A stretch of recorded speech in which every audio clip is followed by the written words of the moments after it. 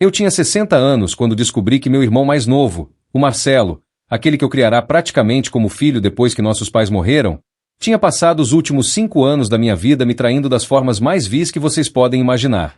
E olha, eu não uso essa palavra à toa. Vil, baixo, rasteiro. É exatamente isso que ele foi.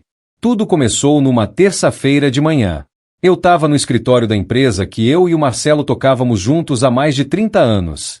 Uma empresa de importação que nosso pai tinha começado nos anos 70 e que a gente transformou numa coisa próspera, sólida. Ou pelo menos era isso que eu achava. Naquela manhã, o computador do Marcelo tinha travado. Ele tinha saído para resolver umas coisas e me pediu para usar o meu se precisasse checar uns e-mails urgentes de fornecedores. Só que o idiota esqueceu que tinha deixado a conta dele logada no meu computador desde a semana anterior, quando o dele estava em manutenção. Quando abri o navegador, lá estava a caixa de entrada dele. E o primeiro e-mail que vi tinha um assunto que fez meu estômago embrulhar. Proposta final, venda das ações do Ricardo. Ricardo. Esse era eu. Minha mão tremeu quando cliquei naquele e-mail. Era de um advogado. Um advogado especializado em dissolução de sociedades. E o conteúdo? Meu irmão estava negociando há meses para me tirar da empresa. Me tirar da empresa que eu tinha ajudado a construir, que eu tinha dedicado mais de 3 décadas da minha vida. Mas não era só isso. Tinha anexos. Documentos. E quando abri aqueles arquivos, a realidade desabou sobre mim como uma avalanche. O Marcelo tinha falsificado minha assinatura em diversos contratos. Tinha criado uma empresa paralela para desviar clientes. Tinha mentido para os nossos parceiros dizendo que eu estava com problemas de saúde mental e que em breve ele assumiria tudo sozinho. E tinha, e isso foi o que mais doeu, convencido minha própria filha, a Patrícia, a ficar do lado dele nessa traição toda. Vocês precisam entender uma coisa. O Marcelo tinha 13 anos quando nossos pais morreram naquele acidente. Eu tinha 23. Larguei a faculdade, larguei minha vida, meus planos, tudo, para cuidar dele. Trabalhei que nem um condenado para que ele pudesse estudar nas melhores escolas, para que tivesse tudo que eu não tive. Quando ele quis entrar na empresa, eu dei metade de tudo para ele sem pestanejar. Metade da empresa que eu tinha feito crescer enquanto ele ainda brincava de carrinho. E ali estava a resposta dele para tudo isso. Continuei lendo. E-mail após e-mail. Conversas com advogados, com contadores, com clientes. O plano era meticuloso. Diabólico.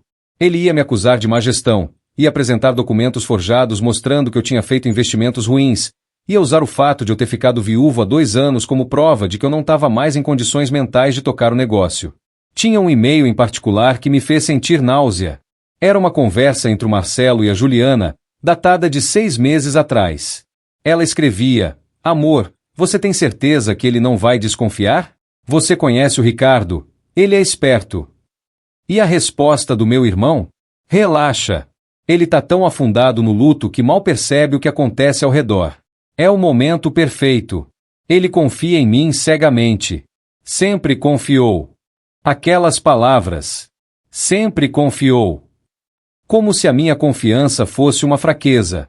Como se amar meu irmão fosse uma falha de caráter. Tinha outro e-mail onde ele discutia comigo. Era para um dos advogados.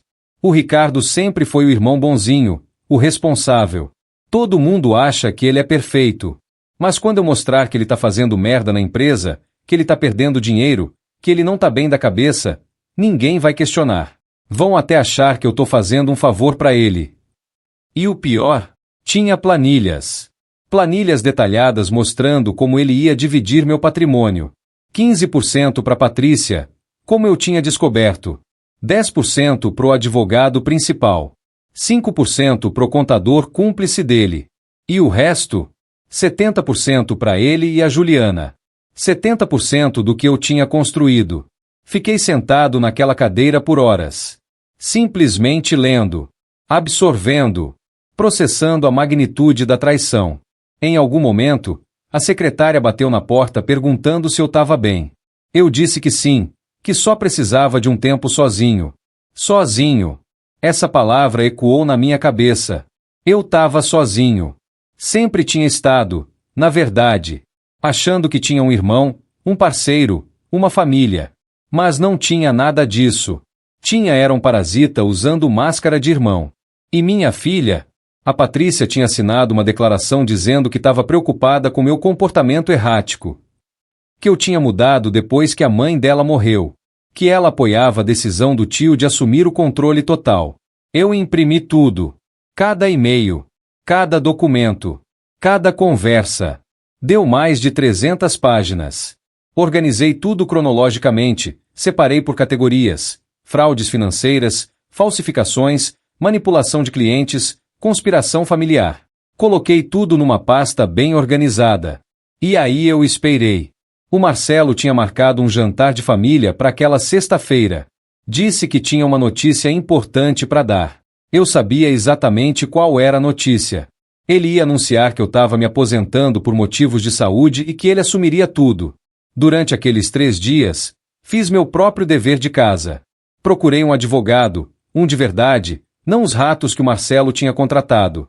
Mostrei tudo para ele. O homem ficou pálido. Ricardo, isso aqui da cadeia, foi a primeira coisa que ele disse. Eu sei, respondi. Também conversei com o contador da empresa, o Renato, um cara de confiança que estava comigo desde o início. Mostrei os documentos. Ele foi verificar os livros e descobriu que o Marcelo tinha desviado quase 2 milhões de reais nos últimos 2 anos. 2 milhões. Dinheiro que ele usou para comprar um apartamento no nome da mulher dele, para bancar a vida de luxo do filho, para investir na tal empresa paralela. Na quinta-feira, recebi a visita de 3 dos nossos principais clientes. Eles tinham recebido cartas do Marcelo dizendo que eu estava me afastando e oferecendo condições especiais se eles assinassem novos contratos só com ele. Mostrei as evidências para eles também. Os caras ficaram furiosos. Um deles, o Fernandes, que fazia negócio com a gente há 15 anos, disse que ia processar o Marcelo por tentativa de fraude. Ricardo, eu sempre desconfiei que tinha algo errado, disse Fernandes, folheando os documentos. Nas últimas semanas, o Marcelo vinha fazendo propostas que não faziam sentido. Preços muito abaixo do mercado, condições que vocês nunca ofereceriam. Eu achei que era desespero, mas agora vejo que era sabotagem. O segundo cliente, a Teresa, uma empresária que importava tecidos através da gente, estava visivelmente abalada. Ele me disse que você tinha tido um colapso nervoso, que você estava tomando remédios pesados e que não estava mais apto a tomar decisões. Eu fiquei com pena, Ricardo. Quase assinei aquele contrato absurdo que ele ofereceu. Que tipo de contrato? Perguntei. Ele queria exclusividade total por 5 anos, com cláusulas que me impediriam de trabalhar com qualquer outro importador. E o pior, tinha uma cláusula escondida no meio do contrato que dava ele direito de aumentar os preços em até 40% a qualquer momento, sem justificativa. 40%. O filho da mãe ia sugar nossos clientes até a última gota. O terceiro cliente, o Maurício, era mais jovem, tinha começado a fazer negócio com a gente há uns 3 anos. Ele estava quieto, mas quando falou, as palavras dele me pegaram de surpresa. Senhor Ricardo, posso falar uma coisa? Eu nunca gostei do seu irmão. Sempre achei ele escorregadio. Sabe quando você sente que a pessoa está sempre calculando, sempre procurando um ângulo? Eu só fazia negócio com vocês porque confiava no senhor. Se eu soubesse que ele ia assumir sozinho, eu teria pulado fora. Por que você nunca me disse isso? Perguntei. Porque ele é seu irmão. Achei que seria desrespeitoso. Mas agora vejo que meu instinto estava certo. Sexta-feira chegou. O jantar seria às 8 da noite. O Marcelo tinha reservado um salão inteiro num lugar que a gente costumava frequentar. Chamou os tios, os primos, alguns amigos próximos da família. Mais de 40 pessoas. Cheguei às 8 em ponto. O Marcelo estava lá, todo sorridente, me abraçou como se nada tivesse acontecido. A Patrícia evitou o meu olhar. A esposa dele, a Juliana, me deu um beijinho falso na bochecha. Que bom você ter vindo, mano, disse Marcelo, colocando a mão no meu ombro. Hoje é um dia muito importante. Pode ter certeza que é, respondi, sorrindo de volta. Sentamos todos para jantar. Comida cara, vinho importado, tudo pago com o dinheiro da empresa. Com o meu dinheiro, mais precisamente. O Marcelo estava radiante. Ele não parava de fazer brinde, de contar histórias da nossa infância, de falar como éramos unidos. Cada história que ele contava era como uma facada. Ele falava de quando eu o ensinei a andar de bicicleta, de quando eu fui na formatura dele da faculdade, a faculdade que eu paguei, de quando eu dei para ele a primeira participação na empresa. Meu irmão sempre foi meu herói, ele disse, levantando a taça mais uma vez. As pessoas sorriram, algumas limparam lágrimas. Quando nossos pais morreram, ele tinha só 23 anos. Podia ter me colocado num orfanato. Podia ter tocado a vida dele. Mas não. Ele abriu mão de tudo para me criar, para me dar uma família. A hipocrisia era tão densa que eu podia sentir o gosto amargo na boca. Olhei em volta da mesa. Via meus tios, meus primos, amigos de décadas. Todos eles olhando para o Marcelo com admiração, olhando para mim com carinho, achando que aquilo era um jantar de celebração da nossa fraternidade. Nenhum deles fazia ideia do que estava prestes a acontecer. A Juliana também estava performando bem. Ela segurava a mão do Marcelo, olhava para ele com aqueles olhos de adoração falsa. De vez em quando, ela olhava para mim e sorria, como se dissesse: olha como eu cuido bem do seu irmãozinho. Eu sorria de volta. E esperava. A Patrícia estava numa ponta da mesa, longe de mim. Ela mal tocou na comida. Várias vezes eu a peguei me olhando, mas ela desviava o olhar rapidamente. Ela sabia. No fundo, ela sabia que tinha feito algo terrível. Mas estava tarde demais para voltar atrás agora. Ela tinha feito a escolha dela. Durante a entrada, a tia Clarice veio falar comigo. Ela era a irmã mais nova da minha mãe, sempre tinha sido próxima da gente. Ricardo, você tá bem? Você parece tenso. Tô ótimo, tia. Só um pouco cansado. É o trabalho, né? Você trabalha demais. Sempre trabalhou. Desde menino. Às vezes eu acho que você devia desacelerar mesmo, aproveitar mais a vida. É, respondi. Talvez você tenha razão. Ela apertou minha mão. O Marcelo me disse que tem uma surpresa para você hoje. Alguma coisa sobre a empresa. Você sabe do que se trata? Sei sim, tia. Sei exatamente do que se trata. Ela sorriu, sem entender o tom na minha voz. Que bom. Vocês dois sempre foram tão unidos. É bonito de ver. Unidos. A palavra ecoou na minha cabeça enquanto ela voltava para o lugar dela. A família é tudo, ele disse num determinado momento, erguendo a taça. Não existe nada mais importante que a lealdade entre irmãos. Eu quase engasguei com o vinho. Depois da sobremesa, o Marcelo se levantou e pediu a atenção de todos. O salão ficou em silêncio. Ele limpou a garganta, assumiu aquela pose de quem vai fazer um discurso importante. Família, amigos, obrigado por estarem aqui hoje. Eu chamei vocês para compartilhar uma notícia que é ao mesmo tempo triste e necessária. Como vocês sabem, meu irmão Ricardo tem sido meu parceiro, meu mentor, praticamente um pai para mim desde que nossos pais se foram. Ele fez uma pausa dramática. Alguns já estavam com os olhos marejados, achando que eu estava doente ou sei lá o quê. Mas infelizmente, nos últimos anos, especialmente depois da morte da nossa querida cunhada, o Ricardo não tem mais sido o mesmo. Ele tem tomado decisões questionáveis na empresa, tem se mostrado confuso. E isso me parte o coração, mas como irmão e como sócio, eu preciso assumir a responsabilidade e... Posso interromper? Perguntei, me levantando calmamente. O Marcelo piscou, desconcertado. Ah! Ricardo, eu tava no meio de...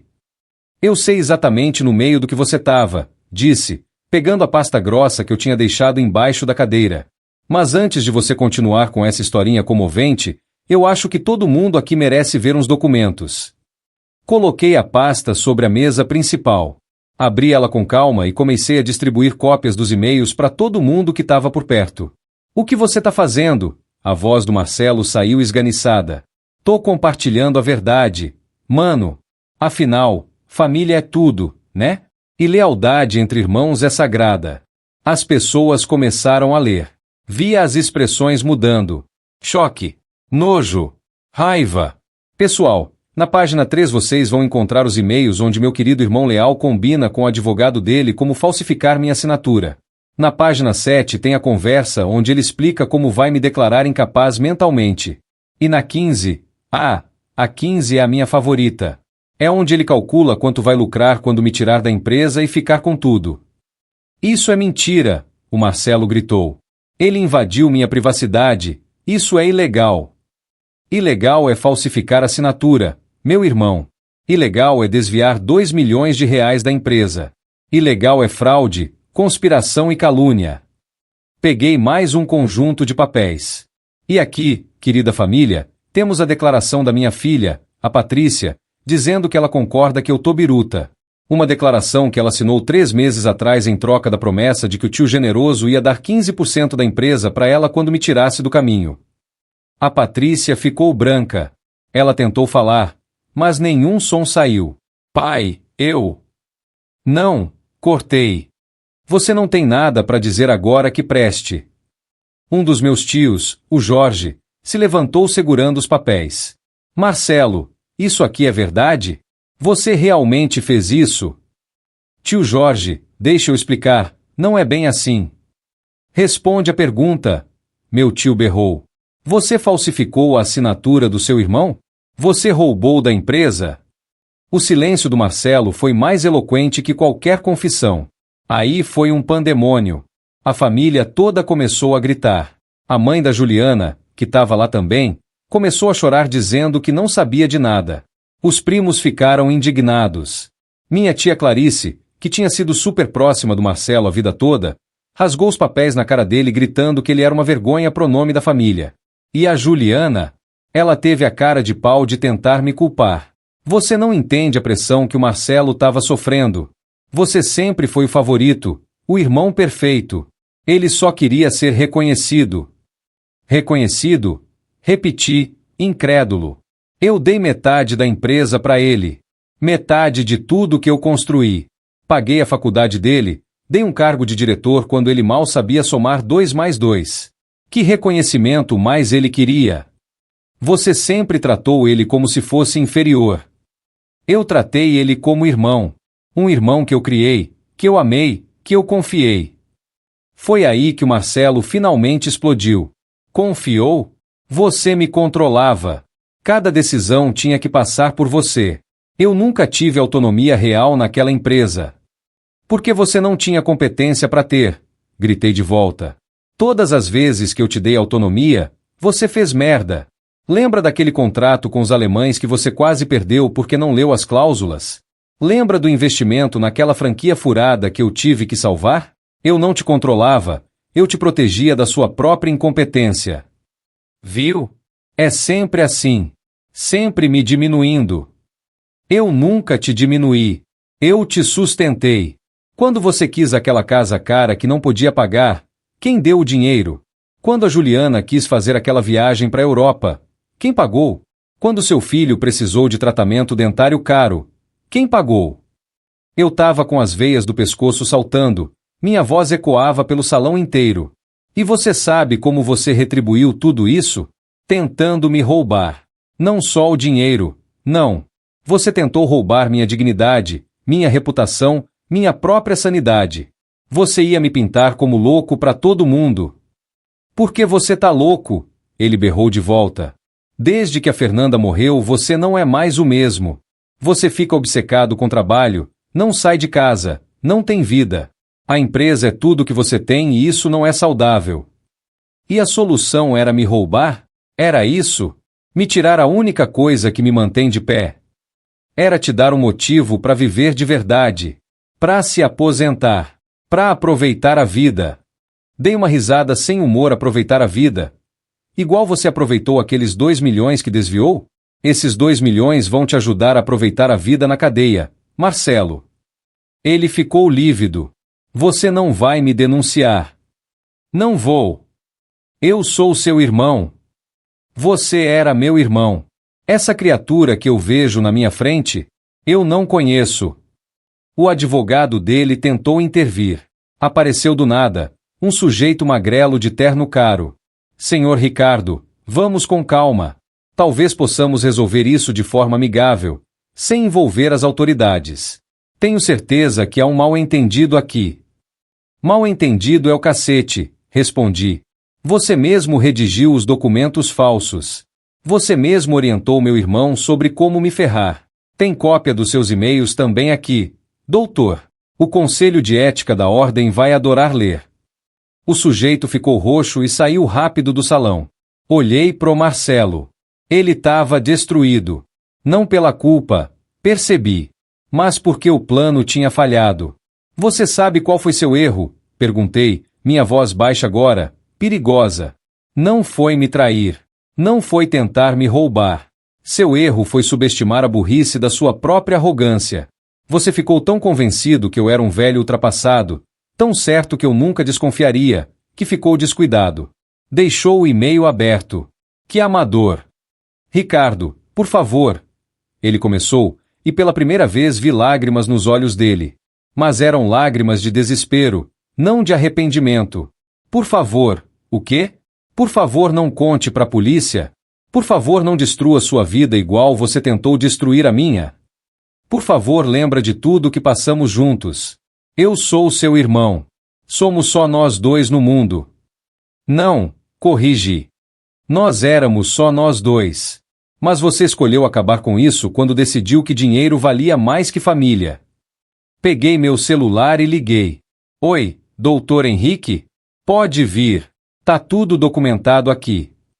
10 minutos depois, meu advogado chegou com 2 investigadores particulares que ele tinha contratado.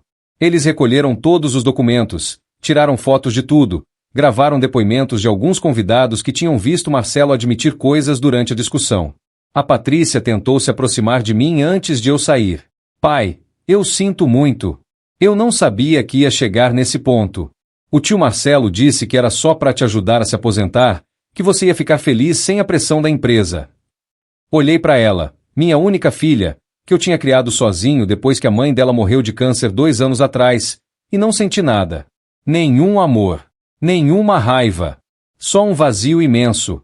Patrícia, você assinou um documento declarando que seu pai estava mentalmente incapaz. Você conspirou para me tirar da empresa que sustentou você a vida inteira. E fez isso por 15%. 15%. Você vendeu seu pai por 15%. Não foi assim. Foi exatamente assim. E sabe o que é pior? Se você tivesse chegado para mim e pedido, eu teria dado 20, 30, qualquer coisa. Porque você é minha filha e eu te amo. Amava. Mas você preferiu conspirar nas minhas costas. Igual seu tio. Eu tava confusa. Acabei de me divorciar, tô sem dinheiro. O tio Marcelo disse que... O tio Marcelo prometeu. Você tem 32 anos, Patrícia. Quando vai assumir responsabilidade pelas suas próprias escolhas? Saí sem olhar para trás. Deixei eles todos lá naquele salão, no meio daquela confusão, com as mesas cheias de comida, cara que ninguém ia mais comer e os papéis espalhados por todos os lados como confete depois de uma festa. Nos dias seguintes, a coisa foi se desenrolando que nem aqueles filmes que você assiste e pensa isso não aconteceria na vida real. Mas aconteceu. Meu advogado entrou com uma ação de dissolução fraudulenta de sociedade. O contador apresentou todas as evidências do desvio de dinheiro. A polícia abriu investigação. Os clientes começaram a cancelar contratos com Marcelo e renovar diretamente comigo. A Juliana me procurou. Apareceu no meu escritório numa manhã chuvosa, com olheiras enormes, implorando. Ricardo, pelo amor de Deus. O Marcelo vai preso. Isso vai destruir nossa família. Meu filho vai ficar sem pai.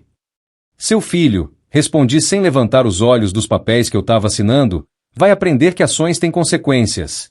Melhor aprender isso agora do que quando for tarde demais. Você é cruel. Eu sou justo. Há uma diferença. Eu te imploro. Retire as queixas. Nós devolvemos o dinheiro, o Marcelo sai da empresa, mas não leva isso adiante. Por favor. Olhei para ela finalmente. Juliana, sabe qual foi a parte que mais doeu de tudo isso? Não foi a traição do Marcelo. Foi descobrir que você sabia. Tinha e-mails seus também. Você sabia de tudo desde o começo e não só apoiou, como ajudou a planejar. Ela abriu a boca, mas eu continuei. Você me chamava de cunhado. Sentava na minha mesa todo domingo. Brincava com suas crianças nos meus joelhos. E o tempo todo, você estava planejando me ferrar. Eu fiz pelo meu marido. Você fez pela ganância. Não tenta romantizar isso. Ela saiu chorando. Não senti pena. Uma semana depois, o Marcelo apareceu. Sozinho dessa vez. Ele tinha emagrecido, tava com barba por fazer, olhos fundos. Eu vim devolver, disse ele, jogando um envelope na minha mesa. Abri. Era um cheque de 2 milhões. De onde tirou esse dinheiro? Perguntei. Vendi o apartamento. Vendi o carro. Peguei empréstimo contra a casa. Tá tudo aí. Isso não apaga o que você fez. Eu sei. Mas é um começo. Ricardo, eu errei. Errei feio. Não tenho desculpa. Mas você é meu irmão. Você é a única família que eu tenho de verdade. Você pensou nisso quando estava falsificando minha assinatura? Eu não pensei. Eu não estava pensando direito. Eu estava com inveja, com raiva, Eu não sei. A Juliana ficava no meu ouvido dizendo que você me tratava como subordinado, que eu merecia mais, que eu era capaz de tocar tudo sozinho. E você acreditou nela ao invés de acreditar em mim. Sim. E foi o maior erro da minha vida. Ele se sentou na cadeira em frente à minha mesa sem ser convidado, enterrou o rosto nas mãos. Eu estraguei tudo. A família me odeia. A Juliana quer o divórcio. Vou perder a casa. Provavelmente vou preso. E pior de tudo é que eu perdi você. Você não me perdeu, Marcelo. Você me jogou fora. Eu sei. Ficamos em silêncio por um longo tempo. Eu olhando para ele olhando pro chão. O que você quer de mim? Perguntei finalmente. Perdão. Uma segunda chance. A possibilidade de consertar isso. Consertar? Marcelo, você tramou contra mim por anos. Anos. Isso não foi um erro de julgamento no momento de fraqueza. Foi premeditado, calculado, cruel. Eu sei. Você envolveu minha filha nisso. Minha filha. Você a convenceu a trair o próprio pai. Eu sei. E eu nunca vou me perdoar por isso. Mas quer que eu te perdoe? Eu sei que não mereço, mas tô pedindo mesmo assim. Levantei, fui até a janela. Lá embaixo, a cidade fervilhava. Pessoas indo e vindo, cada uma com seus problemas, suas tragédias, suas traições. Você lembra quando o pai morreu? Perguntei sem olhar para ele. Lembro. Você lembra o que eu prometi para ele no hospital, antes dele ir? Ouvi o Marcelo engolir seco. Você prometeu que ia cuidar de mim. Isso. Prometi que você nunca ia passar necessidade, nunca ia estar sozinho, nunca ia precisar de nada. E eu cumpri. Cada centavo que ganhei, metade era sua. Cada decisão que tomei, pensei em como ia te afetar. Você era a minha prioridade. E eu joguei tudo fora. Sim. Mas sabe o que é engraçado? Mesmo sabendo de tudo, mesmo com todas as provas do que você fez, tem uma parte de mim que ainda quer te proteger. Porque eu te criei. Você não é só meu irmão, é quase meu filho. Me virei para olhar para ele. E é por isso que eu te odeio agora. Porque você fez eu ter que escolher entre a promessa que fiz pro nosso pai e minha própria dignidade. Ricardo. Não. Deixa eu terminar. Eu podia retirar as queixas. Podia aceitar esse cheque e fingir que nada aconteceu. Podia tentar reconstruir nossa relação. Mas se eu fizesse isso, sabe o que eu ia virar? Ia virar um idiota. Um trouxa que permite ser pisado. E pior, ia ensinar você que não há consequências reais para os seus atos. Que você sempre pode contar com o irmãozão para te salvar. Então você não vai me perdoar. Eu não disse isso.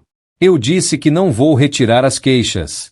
Você vai responder pelo que fez. Se for condenado, vai cumprir a pena. É isso que tem que acontecer. E depois?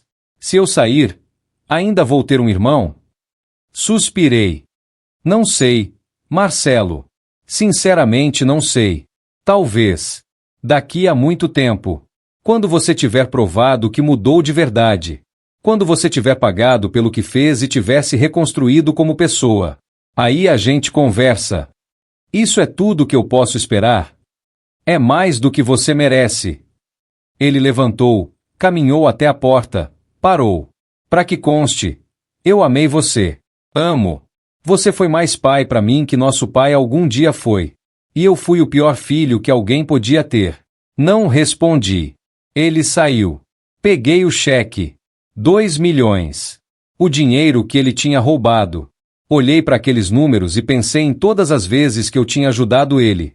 Todas as vezes que tinha escolhido o bem-estar dele sobre o meu próprio. Todas as vezes que tinha aberto mão de algo para que ele pudesse ter. E ele tinha retribuído com traição. Depositei o cheque. Mas não retirei as queixas. 2 semanas depois, a Patrícia apareceu. Ela não tinha tentado me contatar desde aquela noite. Tava diferente. Cabelo preso, sem maquiagem, olhos vermelhos de tanto chorar. Pai, eu preciso falar com você. Então fala. Eu errei. Errei tanto. Eu não tenho desculpa pro que fiz. O tio Marcelo me manipulou, mas eu deixei ser manipulada porque eu queria. Porque eu tava com raiva. Raiva de quê? De você. Por ter continuado vivendo depois que a mãe morreu. Por ter se jogado no trabalho ao invés de ficar em casa sofrendo comigo. Por não ter ficado tão quebrado quanto eu fiquei. Isso me pegou desprevenido. Patrícia. Eu sei que é irracional. Eu sei que cada um lida com o luto do seu jeito. Mas quando você voltou a trabalhar 3 dias depois do funeral, eu senti que você não ligava. Que a empresa era mais importante que a memória da mãe. Que eu era menos importante. Sentei pesado na cadeira. Eu voltei a trabalhar porque senão ia enlouquecer. Porque ficar em casa, naquele silêncio, naquele vazio, eu não ia aguentar. O trabalho me salvou. E me abandonou. Eu nunca te abandonei. Você abandonou emocionalmente. Quando eu precisava conversar sobre a mãe, você mudava de assunto. Quando eu chorava, você saía da sala. Você se fechou. Porque eu não sabia lidar com aquilo. Porque ver você sofrendo me fazia sofrer mais ainda. Porque eu tinha que ser forte para nós dois. Mas eu não queria que você fosse forte. Eu queria que você fosse humano. Que você chorasse comigo, que você sentisse falta dela comigo. Passamos um tempo em silêncio. 2 enlutados que tinham lidado com a mesma perda de formas tão diferentes que acabaram se perdendo um do outro. Mesmo assim, disse finalmente, isso não justifica o que você fez. Eu sei. Nada justifica. Mas eu preciso que você saiba por que eu fiz. Não para me desculpar, mas para você entender que não foi porque eu não te amo. Foi porque eu te amo torto, machucado. E agora? Agora eu tô na terapia. Tô lidando com minhas coisas. Tô tentando ser uma pessoa melhor. E tô aceitando que talvez você nunca me perdoe. Mas eu precisava te dizer, eu sinto muito. De verdade. Do fundo do meu coração partido. Olhei para minha filha. Vi a mulher que ela tinha se tornado, ferida, mas tentando cicatrizar. Perdida, mas buscando um caminho. Patrícia, eu te perdoo. Ela regalou os olhos. O quê? Eu te perdoo. Porque você é minha filha. Porque eu entendo que você estava sofrendo. Porque, diferente do Marcelo, você veio aqui com honestidade real, não tentando se salvar, mas tentando ser honesta. Pai. Mas, levantei a mão, perdoar não é esquecer. E não significa que tudo volta a ser como era. Você quebrou minha confiança. Vai levar tempo para reconstruir isso. Talvez anos. Talvez nunca seja como antes. Mas eu tô disposto a tentar se você tiver. Ela desabou em lágrimas. Levantou e me abraçou, e pela primeira vez em 2 anos, desde o funeral da mãe dela, eu também chorei. Eu vou reconquistar sua confiança, ela sussurrou. Mesmo que leve o resto da minha vida. Então é melhor começar agora. Ela se afastou, limpou as lágrimas. Como? Testificando contra o Marcelo. Contando exatamente como ele te manipulou, mas também assumindo sua parte. Sendo honesta perante a justiça. Isso pode me incriminar também. Eu sei. Mas é o certo a fazer. Ela assentiu. Tudo bem. Eu faço. E ela fez. Uma semana depois, prestou o depoimento completo. Assumiu sua parte, mas também detalhou como Marcelo tinha manipulado, como tinha usado o luto dela, a raiva dela, a vulnerabilidade dela. O julgamento do Marcelo aconteceu 3 meses depois. Eu tava lá, sentado nas primeiras fileiras, vendo meu irmão ser condenado a 4 anos de prisão por fraude, falsificação e apropriação indébita. Os 3 meses até o julgamento foram intensos. O advogado de defesa do Marcelo tentou de tudo. Primeiro, tentou alegar que eu tinha obtido as evidências de forma ilegal. O juiz rejeitou.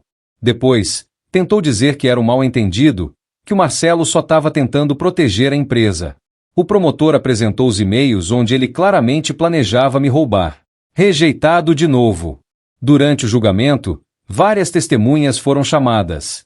O Renato, nosso contador, testemunhou sobre os desvios de dinheiro. Ele trouxe planilhas, extratos bancários, transferências suspeitas. Mostrou como Marcelo tinha criado empresas fantasmas, como tinha desviado dinheiro sistematicamente. Em minha carreira de 25 anos como contador, disse o Renato no depoimento, eu nunca vi um esquema tão elaborado e cruel. E digo cruel porque não foi feito contra um estranho. Foi feito contra o próprio irmão, o homem que criou o réu, que confiou nele completamente. Os clientes também testemunharam.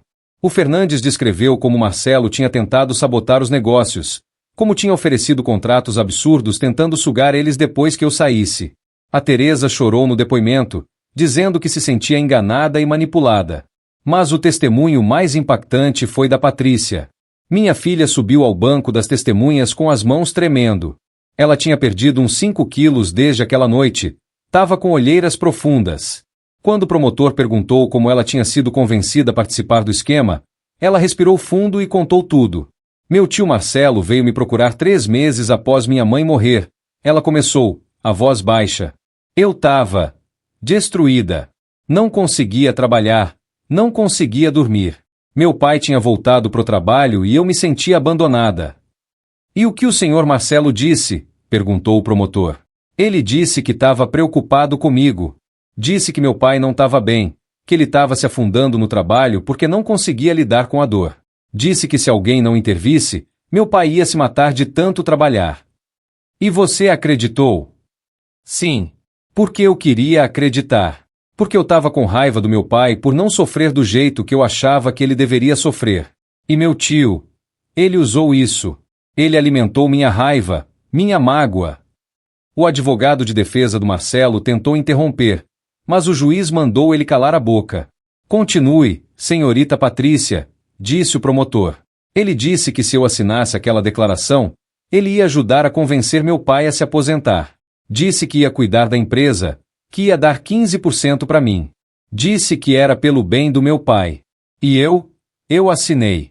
Assinei sem ler direito, sem pensar, sem questionar. E quando você percebeu que não era pelo bem do seu pai?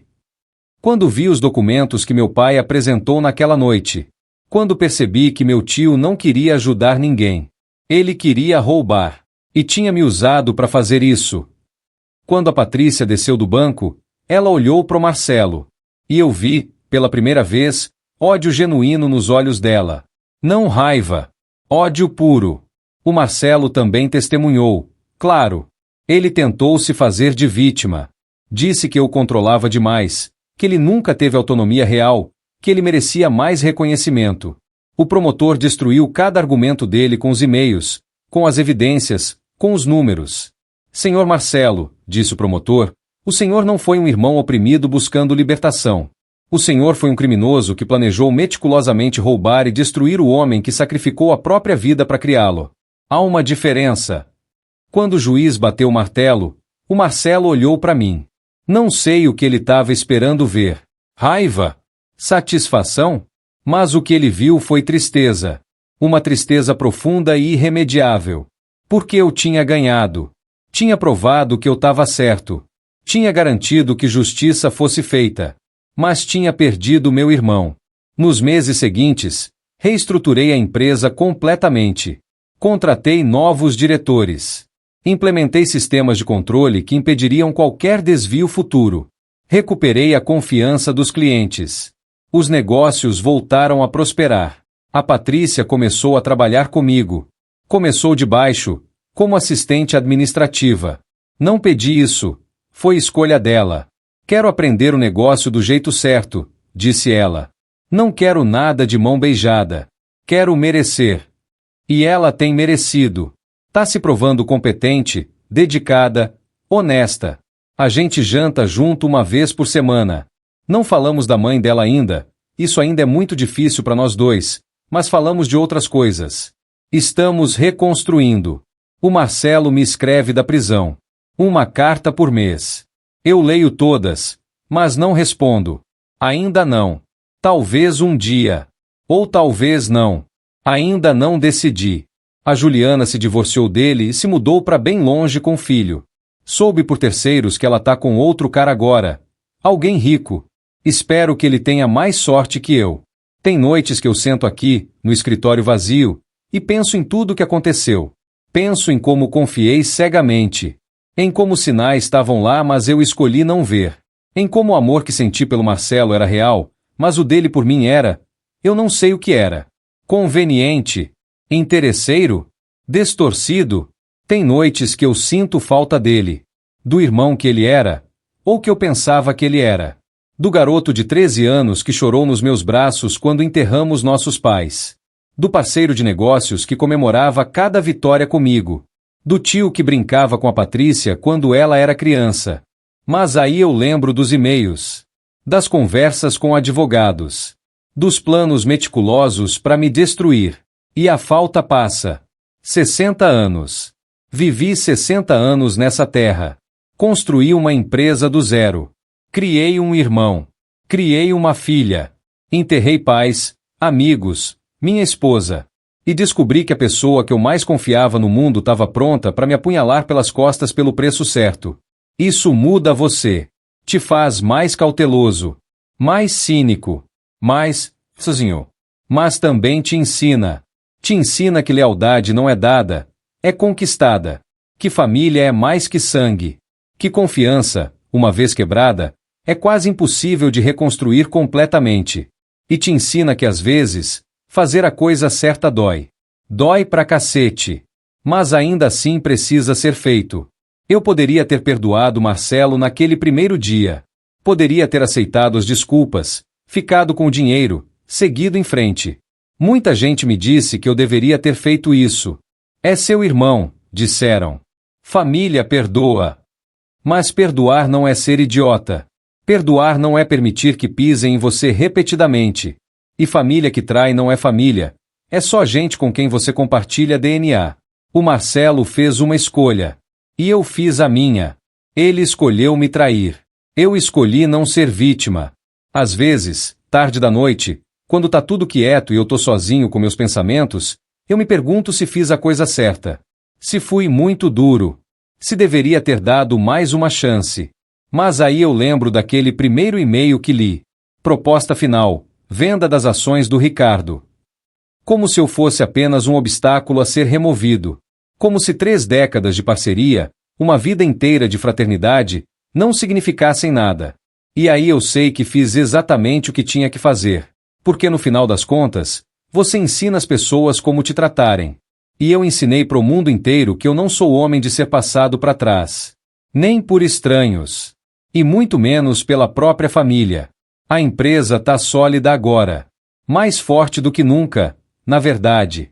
Sem as sangrias que o Marcelo estava causando, sem os desvios, sem a incompetência disfarçada de parceria, a gente está crescendo num ritmo que eu não vi há anos.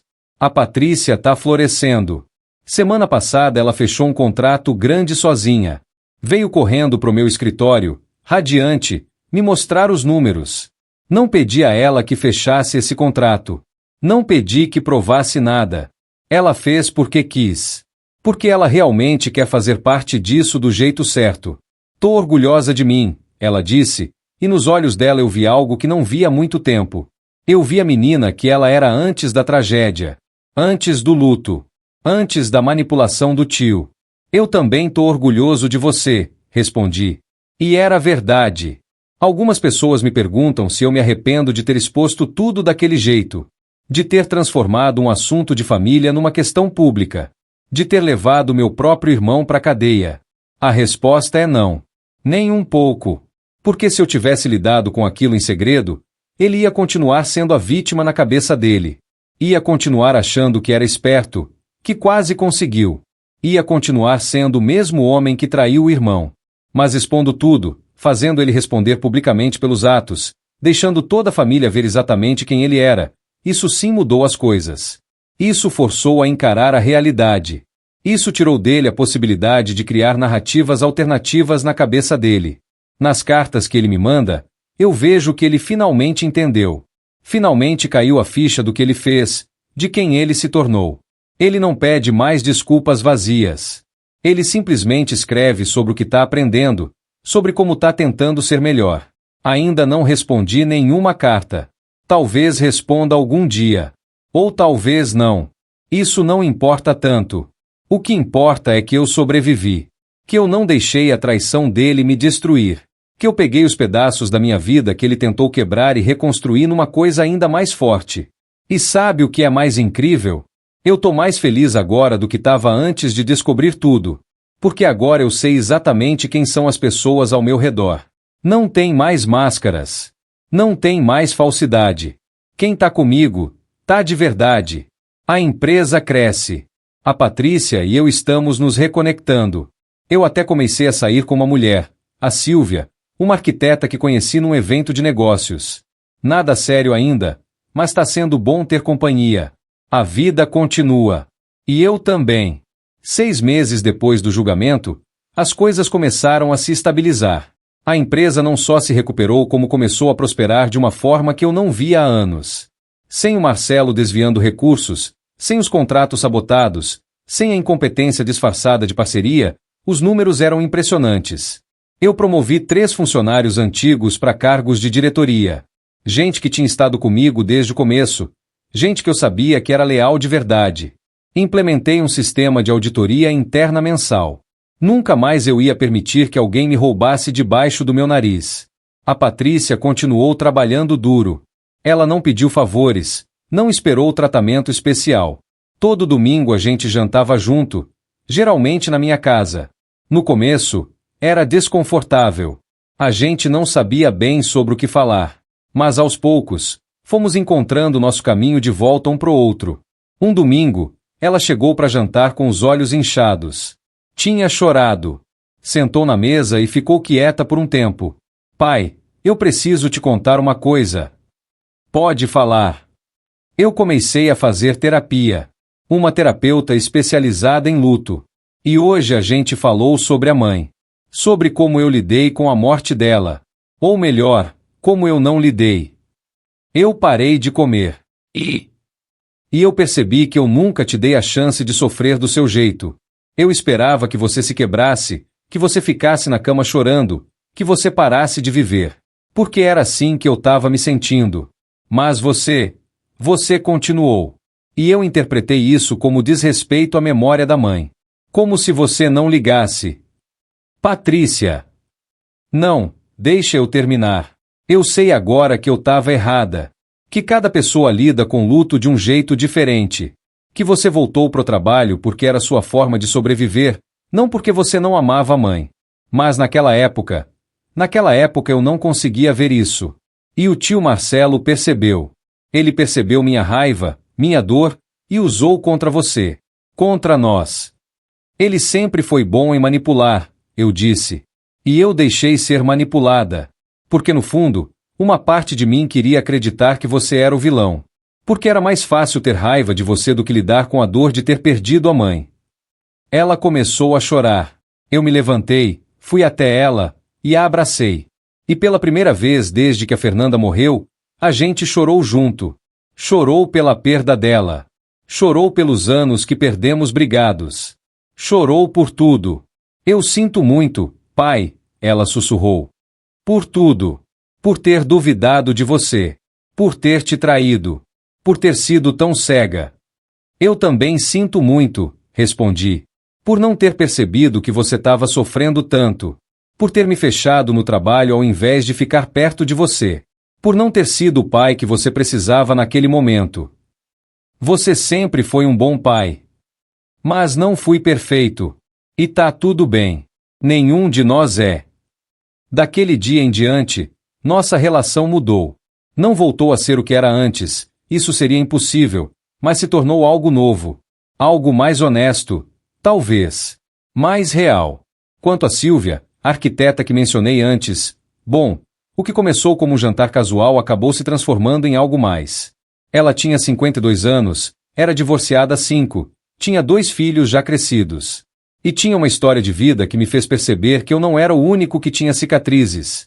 Meu ex-marido me traiu com minha melhor amiga, ela me contou num dos nossos primeiros jantares.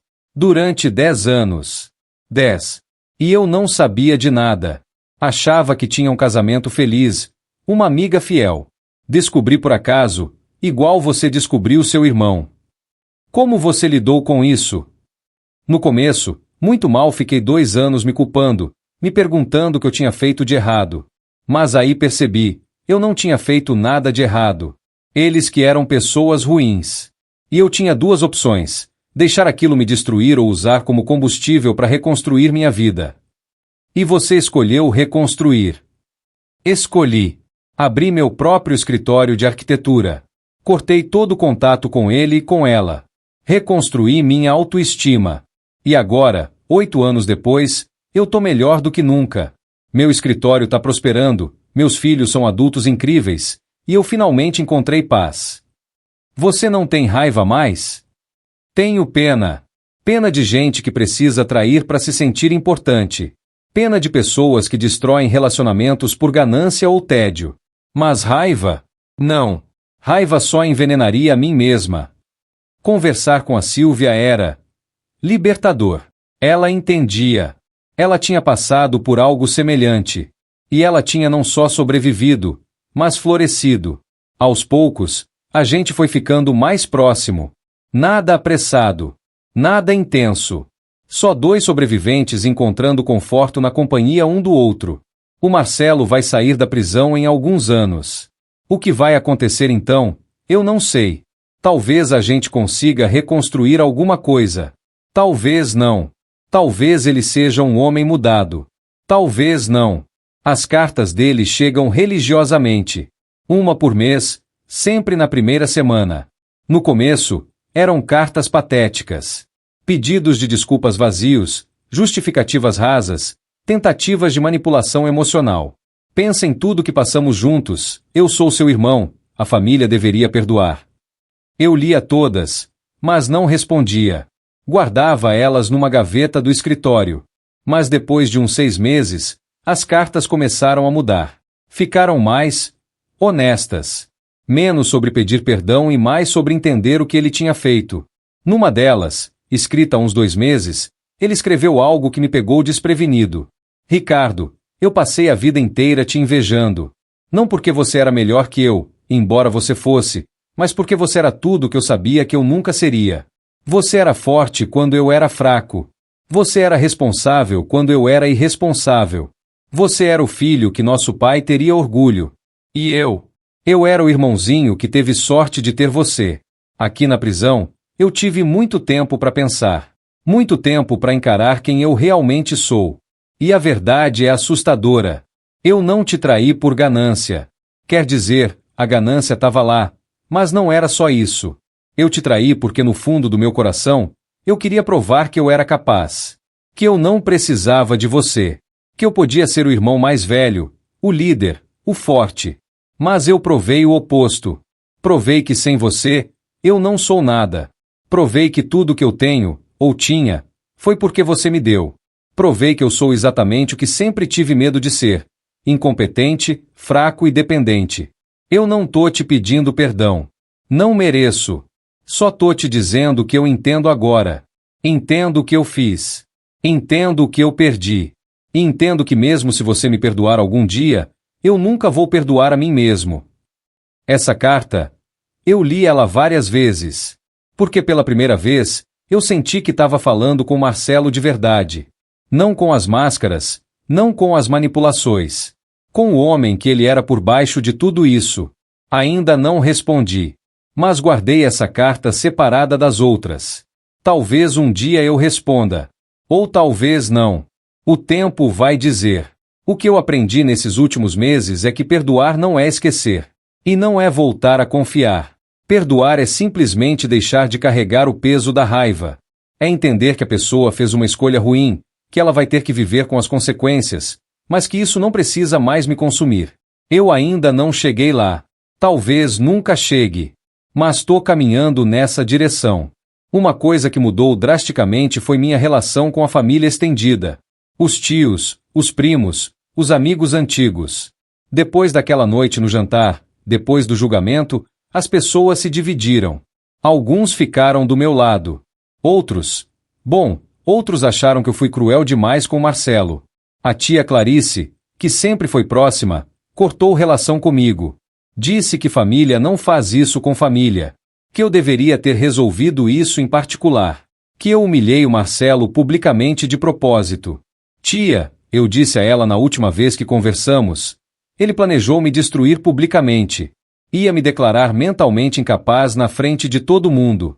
Ia me tirar da empresa que eu construí. Ia me humilhar de formas que você nem imagina. Eu só expus a verdade. Mas você é o irmão mais velho.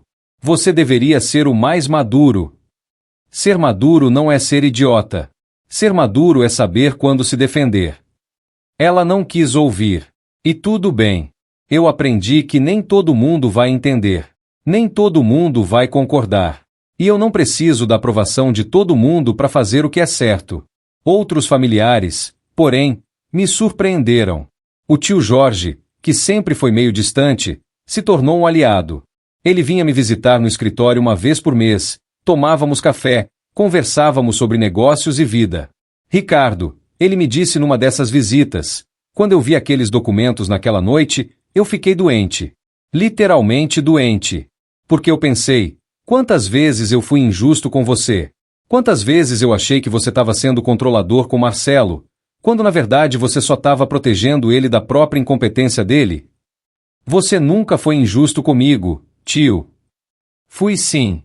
Teve vezes que o Marcelo reclamava de você e eu pensava, coitado, o Ricardo não dá espaço para ele. Mas agora vejo que você dava espaço demais. E ele usou esse espaço para te apunhalar. Essas conversas me fizeram perceber algo importante. A traição do Marcelo não tinha sido só contra mim. Tinha sido contra a própria ideia de família. Contra a confiança que todos nós temos que ter uns nos outros para funcionar como unidade. E isso afetou todo mundo. Não só a mim. Mas uma coisa eu sei com certeza. Nunca mais vou ser aquele homem que confiava cegamente. Nunca mais vou colocar o amor pela família acima da minha própria dignidade. Nunca mais vou ignorar os sinais de alerta só porque a pessoa compartilha meu sangue. 60 anos me ensinaram muita coisa. Mas essa lição, que lealdade é uma via de mão dupla, que confiança precisa ser merecida, que família que trai não merece blind loyalty, essa lição custou caro. Custou um irmão. Quase custou uma filha. Quase custou minha empresa. Mas no fim, me salvou. Me salvou de ser um velho ingênuo que teria sido roubado e descartado. Me salvou de viver numa mentira. Me salvou de morrer sem nunca saber quem realmente se importava comigo. E por isso, por mais doloroso que tenha sido, eu não mudaria nada. Porque agora eu sei. Sei quem eu sou. Sei do que sou capaz. Sei que posso sobreviver até a traição mais profunda. E isso, essa certeza, essa força, ninguém pode me tirar. Nem mesmo meu irmão. Especialmente não meu irmão. Hoje, quando olho para trás, vejo um homem que foi ingênuo. Mas não vejo uma vítima. Vejo um sobrevivente. Um lutador. Alguém que recusou a ser destruído. E quando olho para frente, vejo possibilidades. Vejo a empresa crescendo ainda mais. Vejo a Patrícia assumindo mais responsabilidades, talvez até se tornando minha sucessora algum dia. Vejo a chance de construir algo novo com a Sílvia. Vejo uma vida que é minha de verdade, não construída em cima de mentiras e falsas lealdades. Aos 60 anos, descobri que nunca é tarde para recomeçar. Nunca é tarde para se defender. Nunca é tarde para exigir respeito. E nunca, Nunca é tarde para deixar para trás quem te trai. Mesmo que seja seu irmão. Mesmo que doa. Mesmo que o mundo inteiro diga que você deveria perdoar e esquecer. Porque no fim, você tem que olhar no espelho e viver com as escolhas que fez. E eu posso olhar no espelho agora e ver um homem de cabeça erguida. Um homem que defendeu sua dignidade. Um homem que recusou a ser passado para trás. E isso vale mais que qualquer relacionamento falso que eu poderia ter mantido. O Marcelo fez a cama dele. Agora ele que se deite nela. E eu vou continuar vivendo. Continuar construindo. Continuar sendo fiel aos meus princípios. Porque no final, isso é tudo que a gente tem. Nossos princípios. Nossa dignidade. Nosso próprio respeito. E eu nunca mais vou abrir mão disso. Por ninguém. Nem mesmo por família. Especialmente não por família.